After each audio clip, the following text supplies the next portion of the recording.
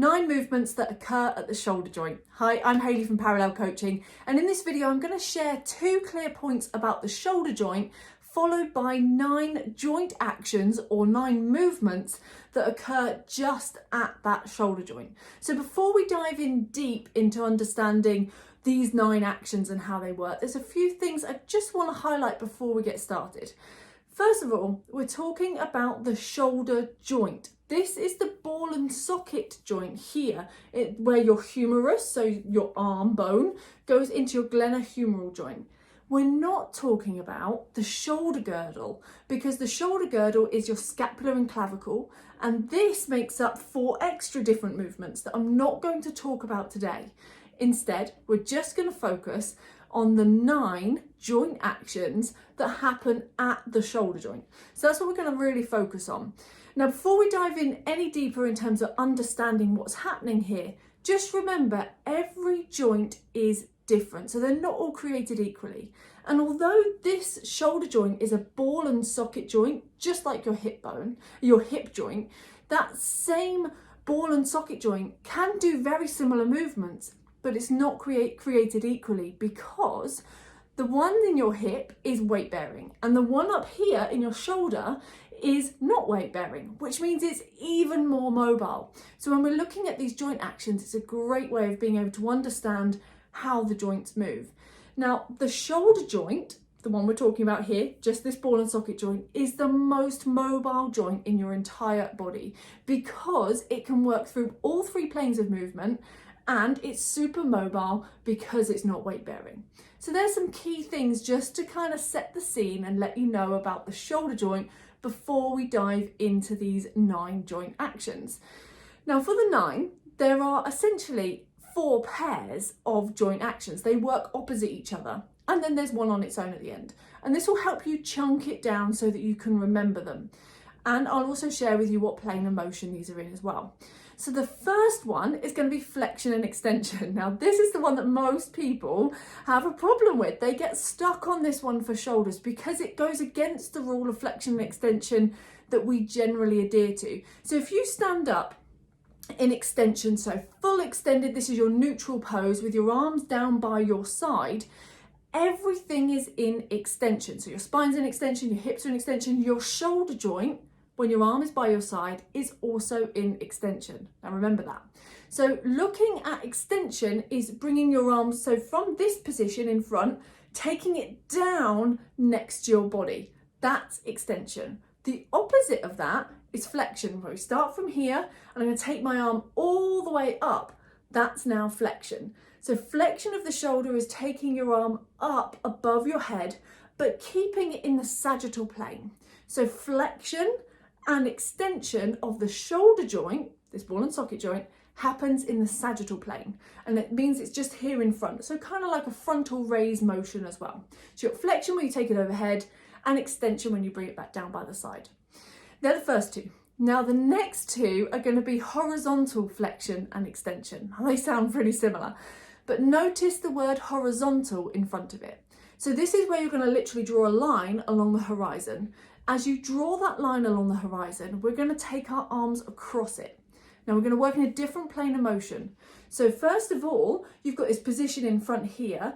Now, if I take my arms across my body, that's what we call horizontal flexion. Like I'm giving myself this hug. So I kind of go from this T position and I take it across my body. That's horizontal flexion. Now, if I extend out, this is now horizontal extension, and this is that pec fly motion that you'd have if you imagine I've got a dumbbell in my hands.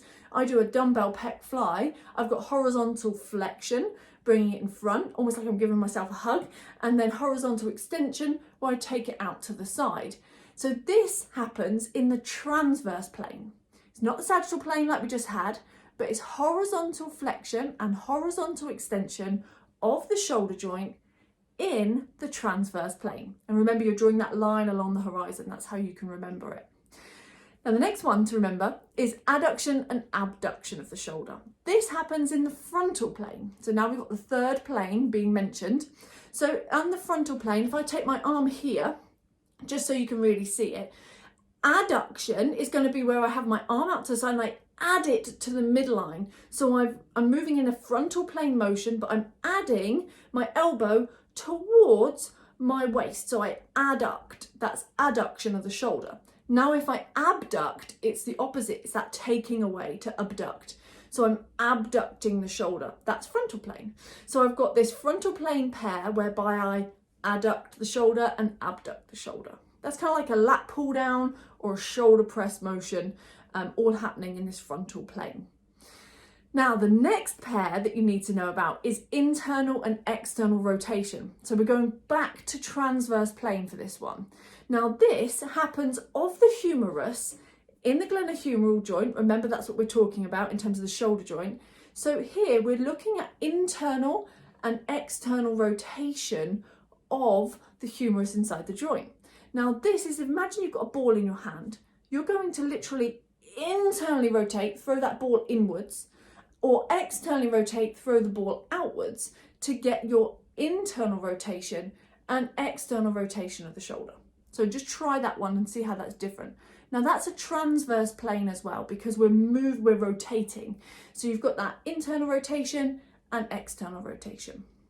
And that's 8 of them already. So now we're on the final one, which is circumduction.